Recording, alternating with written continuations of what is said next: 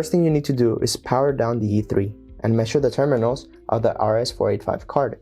Measure the positive and negative of TX and RX. If the measurement is close to 300 kilo ohms, that means that the resistors are turned off. Unscrew the top and bottom screws from the side plate on the left side of the unit. Once the metal plate is removed, you can slide out each module individually. The standard unit will have the multi-port unit as the second module from left to right. Slide out the CPU to access the multi-port module. Once that multi-port module is out of the E3, you'll see all the PCBs of the slots inside. For cards installed in slots 4 through 7, the termination resistors may be enabled without removing their cards from the multi-port module. For cards located in slots 0 to 3, the cards will need to be removed to enable the termination resistors. Locate the card labeled RS485 and proceed to unscrew it. Each multi-port card is designed to be mechanically paired with the adjacent card. During the removal process, be mindful that the spacer might move, so you may need to tighten it when reassemble everything. Identify the termination resistors by their yellow switches.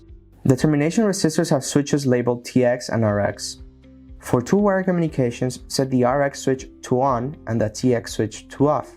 For 4-wire communications, set both the RX and TX switches on. Once you've determined your communication type, adjust the switches accordingly. For the 2-wire communication, the reading should be around 120 ohms for the RX and 300 kilo ohms for the TX contacts. For the 4-wire communication, the reading should be around 120 ohms for the RX and 120 ohms for the TX contacts. Once you have tested that the resistors are on, you can go ahead and reassemble the E3. Once reassembled, it is good practice to recheck your values, as in the process of putting things back together, some switches could shift. This process for checking the termination resistors is also applicable for other devices, like the B100 and the C50.